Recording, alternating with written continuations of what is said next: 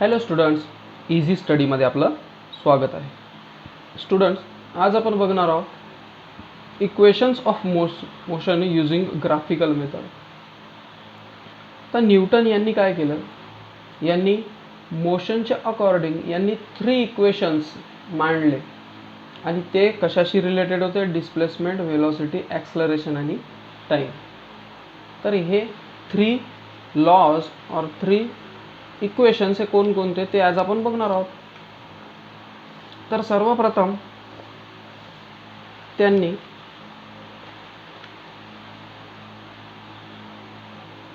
हे 3 इक्वेशन्स आपल्याला सांगितलेले आहे. तर v is equals to u plus at. यामध्ये v म्हणजे हा फायनल व्हेलॉसिटी, u म्हणजे इनिशियल व्हेलॉसिटी, a म्हणजे ॲक्सलरेशन आणि t म्हणजे टाईम. आता हे 4ही कन्सेप्ट्स आपण बघून घेऊ पहिले. तर ते कन्सेप्ट्स कसे कसे आहेत? तर इनिशियल व्हेलॉसिटी याला आपण लिहित असतो u. एखादा ऑब्जेक्ट हा पहिले कोणत्या व्हेलॉसिटीमध्ये होता तर तो डिनोट करतो आपण u ने. फायनल व्हेलॉसिटी शेवटची व्हेलॉसिटी, कुठपर्यंत पोहोचला, v. टाईम, त्याला टाईम किती लागला असेल हे पूर्ण इनिशियल पासून फायनल पर्यंत पोहोचण्यासाठी, तर स्मॉल t. ॲक्सलरेशन, ॲक्सलरेशन म्हणजे rate of change of velocity. Final velocity मधून initial velocity v minus u upon t म्हणजे ॲक्सलरेशन होतं, तर तो म्हणजे a. आणि डिस्प्लेसमेंट, 2 पॉईंट मधला डायरेक्ट अंतर, आणि हा डिनोट केले जाते स्मॉल s ने. तर हे पूर्ण कन्सेप्ट आहे.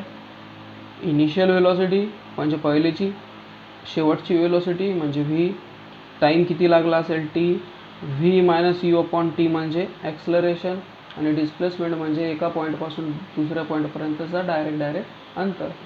तर हे 3 इक्वेशन्स आपल्याला दिलेले आहे. दुसरा आहे s is equal to u t plus 1/2 at square, आणि थर्ड आहे v square is equals to you square plus 2as. आता यामध्ये कन्सेप्ट काय माहीत आहे का?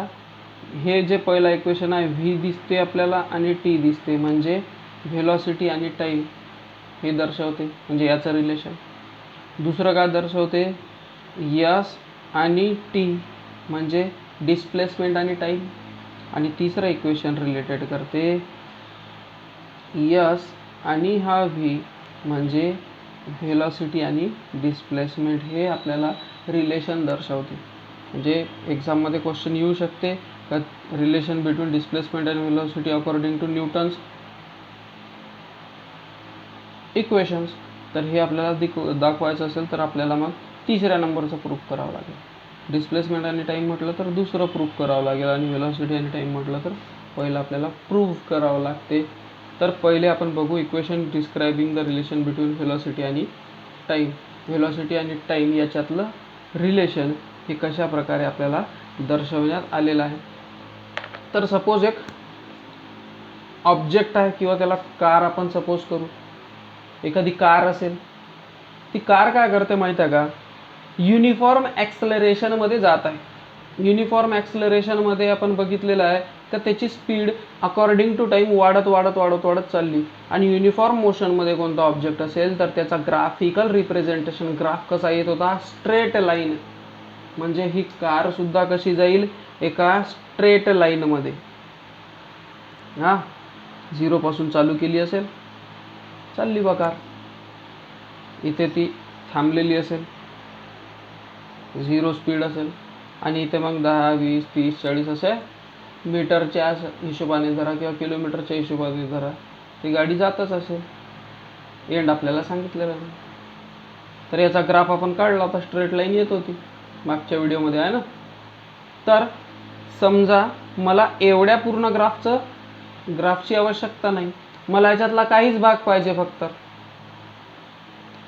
समजा पहिले आपण हे असं काढून पाहू. हे झाला टाईम, ही झाली त्याची व्हेलॉसिटी. हां, किती वेलोसिटी वाढत आहे तर. पण मला हे नाही पाहिजे, मला 0 पासून नाही पाहिजे. मी विचार केला मला 15 पासून पाहिजे. तर कसं? तर मग आपण हे 15 पासून घेऊ, काही प्रॉब्लेम नाही.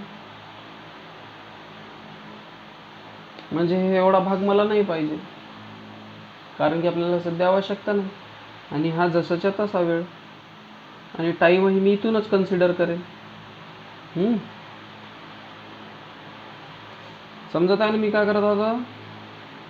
मी 0 पासून नाही घेतला, कारण की 0 पासून जर मी घेतला तर मग आपला तो प्रूव्ह होणार नाही, जो आपल्याला पहिला करायचा आहे. v = u + at. v = u + at. हा आपल्याला प्रूफ करायचा आहे, वेलॉसिटी आणि टाईम याच्यातलं रिलेशन. तर मी हा कन्सिडर करणार नाही, मी फक्त एवढाच कन्सिडर करेल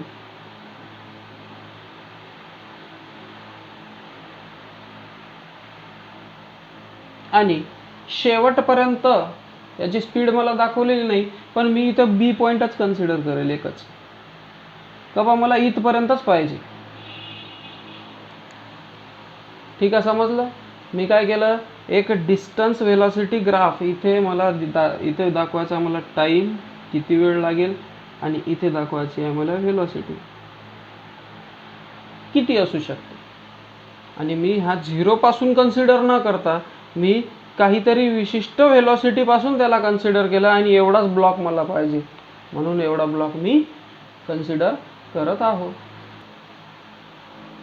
म्हणजे आता ती जे कार असेल किंवा तो एखादा ऑब्जेक्ट असेल, तर तो ऑब्जेक्ट या ग्राफच्या हिशोबाने त्याची इनिशियल वेलॉसिटी किती असायला पाहिजे, इथे असली पाहिजे ना इनिशियल वेलॉसिटी, पहिल्याची वेलॉसिटी. तर ती वेलॉसिटी आपण काय करतो, इनिशियल वेलॉसिटी यू दाखवत असतो. तर म्हणजे याची इनिशियल वेलॉसिटी किती असेल, यू. मग फायनल वेलॉसिटी कुठे गेली असेल याची, फायनल वेलॉसिटी हे इकडे, कारण की आपल्याला इथं या पॉईंटपर्यंतच पाहिजे. तर फायनल वेलॉसिटी इथे कुठे झाली, व्ही. पण फायनल वेलॉसिटी इथं दाखवू का आपण, कारण की वेलॉसिटीचा तर इथं ब्लॉक आहे. तर ही रेष जॉईन करून घ्यायची. जॉईन करून घेण्यासाठी आपल्याला हे पॅरलल असलं पाहिजे, असं खाली अशी वर अशी जाता कामा नये, कारण की मग आपलं आन्सर येत नाही. आपल्याला पूर्ण प्रॉपर पद्धतीनेच जावं लागते आहे ना. तर ही आपण पूर्ण पॅरलल घेऊ. ठीक आहे, पॅरलल घेण्यासाठी खूप इझी आहे. स्केल इथे पॅरलल म्हणजे इथे पॅरलल असलीच पाहिजे. तर इथे आपण डॅश डॅश लाईन घेऊन घेऊ, म्हणजे फायनल वेलॉसिटी कुठं भेटली आपल्याला, हे इथे. म्हणजे ही झाली इनिशियल वेलॉसिटी आणि ही झाली फायनल वेलॉसिटी. ठीक आहे, तर हा जो एक्स आणि वाय ॲक्सिसचा जॉईंट पॉईंट आहे त्याला आपण नाव देऊ ओ. हा जो इनिशियल वेलॉसिटी आहे त्याला आपण नाव देऊ डी. हा जे फायनल वेलॉसिटी जे जिथं आपल्याला मिळत आहे त्याला आपण नाव देऊ पॉईंट बी. आणि इथे हे परपेंडिक्युलर जे जॉईंट केला आपण, इथून परपेंडिक्युलर टाकला ना, कारण की हा परपेंडिक्युलर तर हा इसला पाहिजे, कारण की याला पॅरलल आहे. तर हा सी पॉईंट देऊ याला. आणि त्या व्हेकलला टाईम किती लागला असेल, टी टाईम लागला असेल ना, कारण की टाईम तर आपल्याला माहीत नाही किती लागला असेल, पण टाईम किती लागला असेल, इथून इथपर्यंत पोहोचण्यासाठी काहीतरी वेळ लागलाच असेल ना, तेव्हाच तर तेवढी वेलॉसिटी त्याची इन्क्रीज होत आहे. तर हा बी पॉईंट, या बी पॉईंटहून आपल्या एक्स ॲक्सिसवर एक परपेंडिक्युलर ड्रॉ करू, तेव्हा आपल्याला वेळ माहीत होईल ना त्याचा कुठे जॉईंट होत आहे. तर हा परपेंडिक्युलर मी ड्रॉ करत आहे. तर आपल्याला काय भेटला, इथं परपेंडिक्युलर, आणि हा वेळ त्याने किती घेतला, टी. टी एवढा टाईम घेतला ना, आणि हे जिथे जॉईंट होत आहे त्याला आपण नाव देऊ ई. ठीक आहे, पहा, एक कार सपोज केली आपण, कन्सिडर केलं एक कार होती. एक कार एक्स आणि वाय ॲक्सिसवर दाखवलं का ती युनिफॉर्म ॲक्सलरेशन म्हणजे इन्क्रीजिंग ॲक्सलरेशननं जात होती. त्याचं गाडीची स्पीड म्हणा किंवा ॲक्सलरेशन वाढतच चालला होता. वाढत जात असताना आपण एका पॉईंटकडून त्याचं ॲक्सलरेशन काउंट करायचं दुसऱ्या पॉईंटपर्यंत, बस एवढंच आपल्याला ब्लॉक पाहिजे. तर आपण कन्सिडर केलं का इनिशियल वेलोसिटी झाली ना, आपण जिथून काउंट करणं चालू करू ते आपल्यासाठी इनिशियल वेलोसिटी. याला यू आणि फायनल वेलोसिटी व्ही, आणि व्ही कुठपर्यंत आला हे इथे जॉईंट केलं कारण की वेलोसिटीच्या ग्राफवर दाखवायचं आपल्याला. या टाईमसाठी त्यानं टाईम टी घेतला कुठपर्यंत, पॉईंट ई पर्यंत येण्यासाठी, कारण की इथून आपण परपेंडिक्युलर ड्रॉ केला. तर अशा प्रकारे आपला ग्राफ तयार झालं. आता या पॉईंट डी मधून या बीई वर एक परपेंडिक्युलर ड्रॉ करू. या पॉईंट डी वरून पॉईंट बीई वर एक परपेंडिक्युलर आपल्याला ड्रॉ करायचा आहे.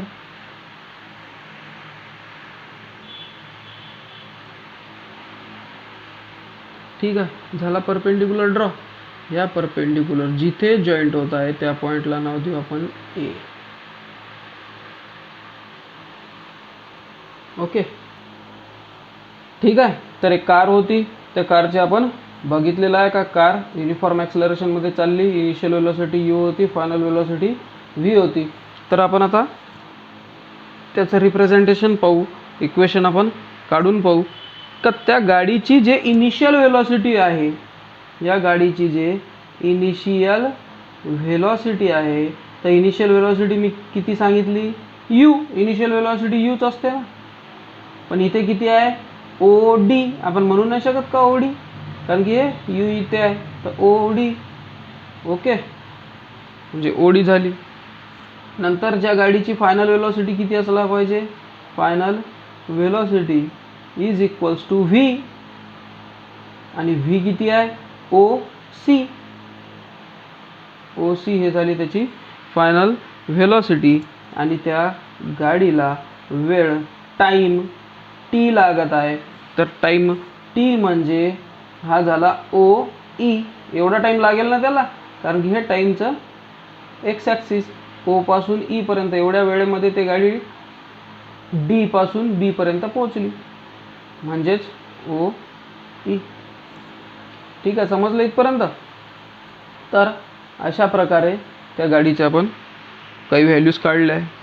आता ॲक्सलरेशन म्हणजे acceleration is equals to final velocity minus initial velocity. पाहिलेलं आहे ना आपण, rate of change of velocity upon time.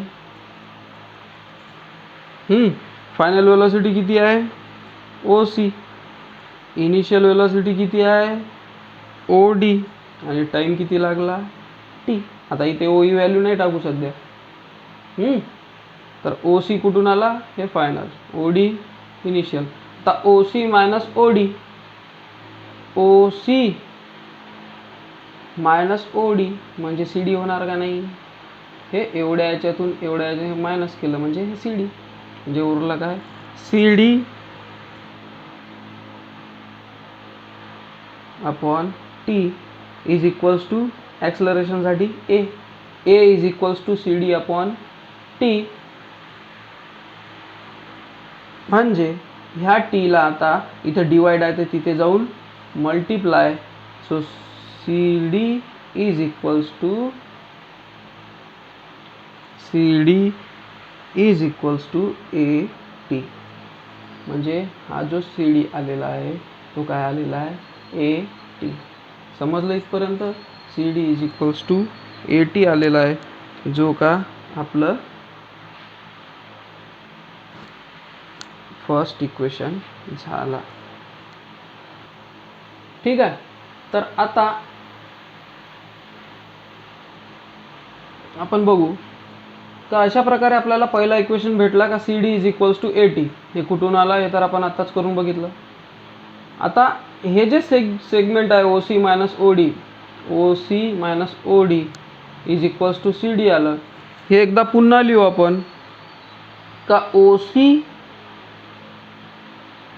Is equals to O D plus C D. होते का नाही, O C is equal to O D plus C D. हे O C हे म्हणजे काय, O D plus D C म्हणा किंवा c D म्हणा, आहे ना, होते ना. आता हा ओ सी म्हणजे काय, व्ही आहे ना, ओ सी म्हणजे व्ही. हे ओ सी म्हणजे V. O C means V is equals to O D means U and C D means हे C D A T. Means V is equals to you plus A T हे आपल्याला भेटलेलं आहे. आणि याचं अशा प्रकारे हा होता आपला पहिला इक्वेशन. हे v is equals to you plus A T हे आपल्याला सिद्ध करून दाखवायचा, प्रूफ करून दाखवायचा आहे. तर अशा प्रकारे फर्स्ट इक्वेशन आपला प्रूव्ह झालेला आहे. ठीक आहे. आता दुसरा एक्झाम्पल आहे. दुसरा इक्वेशन आपल्याला प्रूफ करायचा आहे. Equation describing the relation between displacement and time. म्हणजे कोणता equation? S is equals to u t plus 1/2 a t square. हा आपल्याला आता सॉल्व करून दाखवायचा आहे. ठीक आहे. याच्यासाठी हे जसंच्या तसंच ग्राफ. दुसरी गोष्ट ही जे व्हॅल्यू होती ते जशीच्या तशी, इनिशियल वेलोसिटी, फायनल वेलोसिटी हे वाली. ठीक आहे. तर हा जो यस आहे डिस्प्लेसमेंट, आता बघा, let us suppose that an object in uniform acceleration a and it has covered the distance s within time t. आता कन्सिडर करा की तो ऑब्जेक्ट युनिफॉर्म ॲक्सेलरेशन मध्ये आहे. ठीक आहे. आणि तो या ॲक्सेलरेशन मध्ये काही ना काही त्याने डिस्प्लेसमेंट केलीच असेल ना, कुठे ना कुठे एका ठिकाणाहून दुसऱ्या ठिकाणी गेलाच ना, कारण युनिफॉर्म ॲक्सेलरेशन म्हणतो आपण. तर तो डिस्टन्स गेला एस आणि किती वेळेमध्ये गेला असेल टी. तर या ग्राफवरून आपल्याला काय माहिती होते? The distance covered by the object during time T is given by the area of quadrangle D O E B. आता या गाडीने, त्या ऑब्जेक्टने किती डिस्टन्स कव्हर केला असेल, किती डिस्प्लेसमेंट झालं असेल त्या गाडीचं, हे कशानं माहीत होते? या एरियानं, डी ओ ई बी या क्वाड्रँगलनं त्याचा एरिया आपल्याला, ह्याचा एरिया म्हणजे त्या गाडीचा डिस्प्लेसमेंट. ठीक आहे. तर पहिले आपल्याला याचा एरिया काढावा लागेल. आता याचा एरिया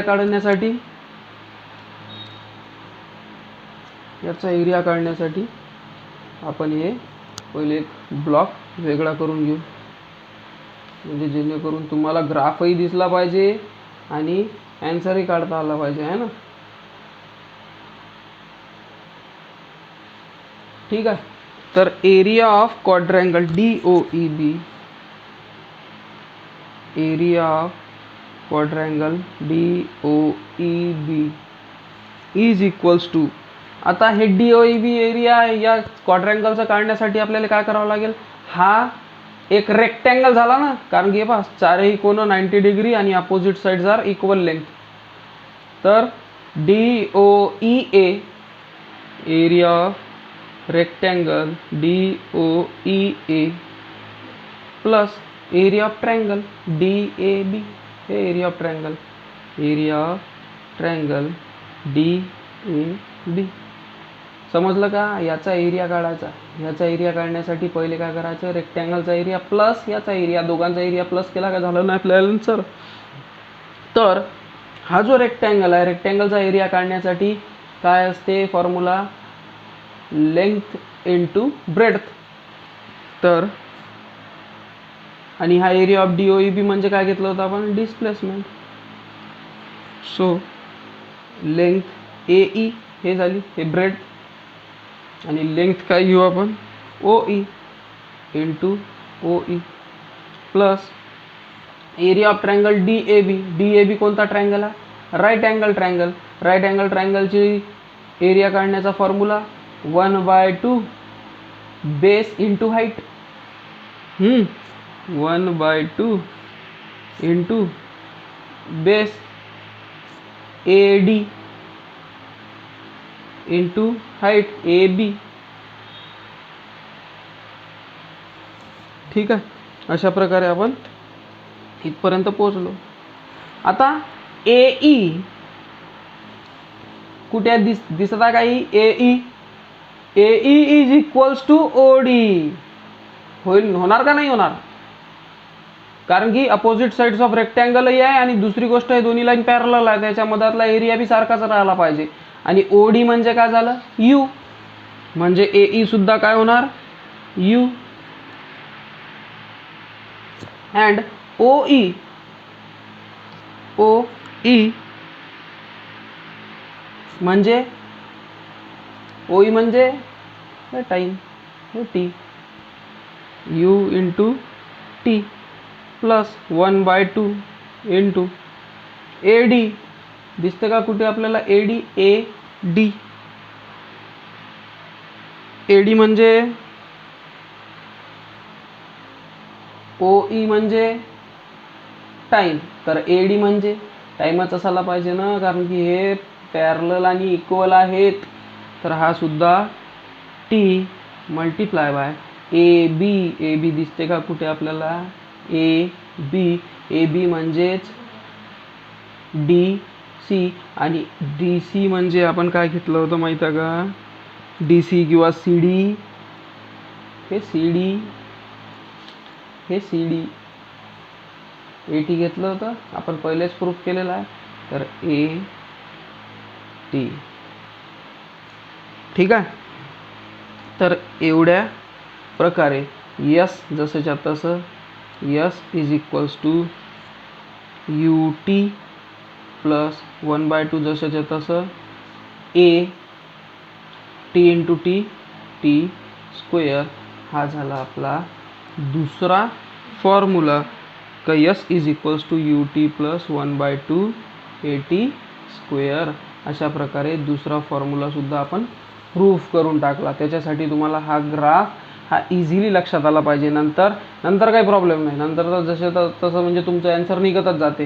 हे इक्वल हे इक्वल हे पूर्ण लाईन इक्वल याच्या लाईन आहे, कारण हे पॅरलल आपण हे पॅरललच काढलेले आहे ना पूर्ण. ठीक आहे.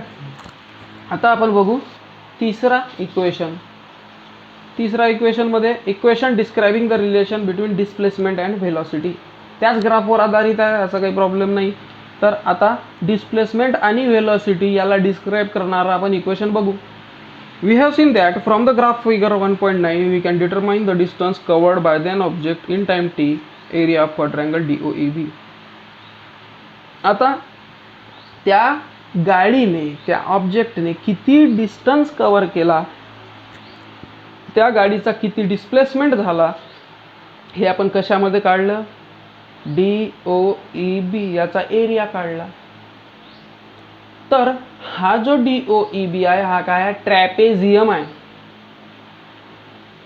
हा चौकोनाचा एक प्रकार आहे का ज्याला ट्रॅपेझियम म्हणतात.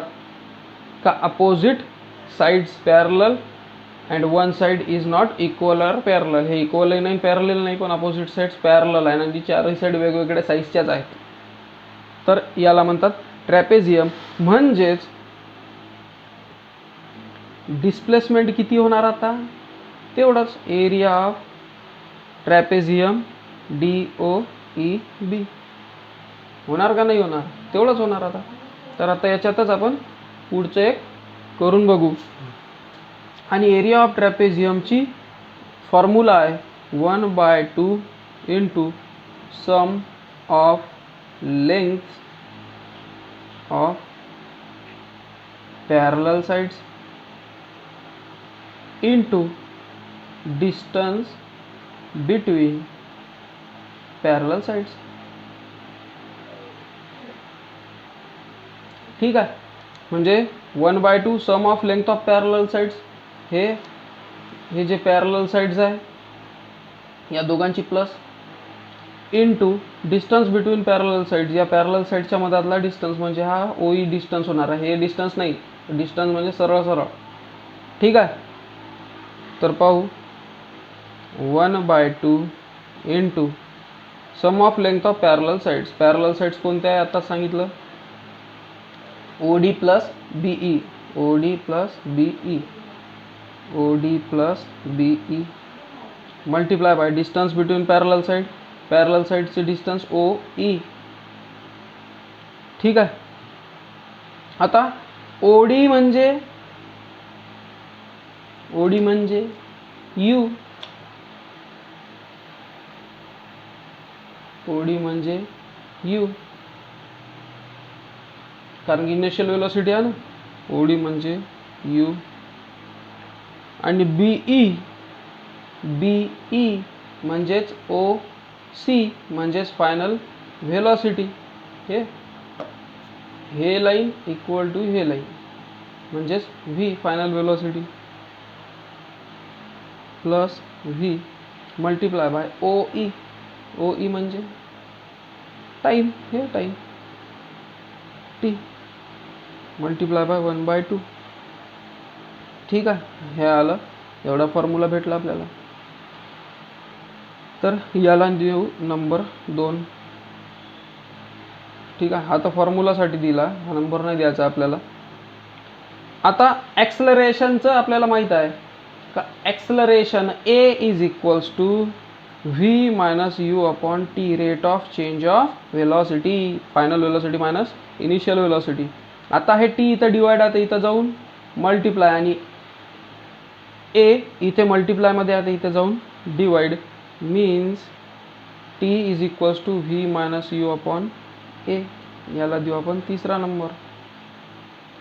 ओके, आता ही जे टीची व्हॅल्यू आहे, या टीच्या व्हॅल्यूच्या जागी हे व्हॅल्यू आपण जशीच्या तशी टाकून देऊ. So from 2 and 3 S is equals to, हे जसंच्या तसं 1/2 into u plus v into, हे जसंच्या तसं लिहिलं मी. आता टीच्या जागी काय लिहितो, V minus U upon A. Okay, आता याला सॉल्व करायचं. Is equals to V plus U, हे V plus U into V minus U upon हे 2 आणि हे ए, हे दोन्ही डिवाइडमध्ये आहे. आता हे 2a इथं डिवाइड आहे, इथे जाऊन मल्टिप्लाय, तर यस 2a इज इक्वल्स, हे 2 सारखे केले, भाऊ आहे ना. V plus u multiply by v minus u, आणि a plus b into a minus b means a square minus b square होते. V square minus u square means 2sa is equals to V square minus u square. आणि इथेच आपला equation solve होते. हा V square जशाच्या तसा राहू देऊ, हा मायनस यू स्क्वेअर कुठं गेला, इथे, तर झाला plus 2sa is equal plus U square is equals to V square, म्हणजेच V square is equals to you square plus 2saच्या जागी 2as लिहू, 2as. हा भेटला आपल्याला तिसरा इक्वेशन. तर अशा प्रकारे न्यूटनचे तीनही इक्वेशन आपण एक्सप्लेन करून बघितले. याच्यात सर्वात महत्त्वाचं काय माहीत आहे का, हे एवढं वर्क करण्यासाठी सर्वप्रथम तुम्हाला हा ग्राफ समजणं महत्त्वाचं आहे. हा ग्राफ किती इझी आहे का, बस एक इनिशियल वेलॉसिटी u पासून तर एका पॉईंटपर्यंत फायनल वेलॉसिटी v पर्यंत एक कार गेलेली आहे युनिफॉर्म ॲक्सलरेशनमध्ये. युनिफॉर्म ॲक्सलरेशनमध्ये जात आहे म्हणून त्याची ग्राफिकल रिप्रेझेंटेशन स्ट्रेट लाईन येणार आहे. ठीक आहे, नंतर पूर्ण पॅरलल टाकले, एक परपेंडिक्युलर, 2 परपेंडिक्युलर आणि इथून एक तिसरा परपेंडिक्युलर, 3 परपेंडिक्युलर ड्रॉ केले मी. त्याच्यानंतर ड्रॉ केल्यानंतर हे कन्सेप्ट समजला पाहिजे. OD म्हणजे u कारण की इनिशियल आहे, OC म्हणजे v कारण की फायनल वेलॉसिटी झाली. ठीक आहे, टाईम एवढा लागला, OE कारण की इथपर्यंतच टाईम माहीत पाहिजे आपल्याला, याच्या पुढं आपल्याला कामाचं नाही, याच्या पहिलेच आपल्याला कामाचं नाही, तर एवढा टाईम लागला असेल. अशा प्रकारे पहिला एक्झाम्पल सॉल्व झाला, त्याच्यानंतर दुसरा आणि तिसरा काहीच प्रॉब्लेम नाही.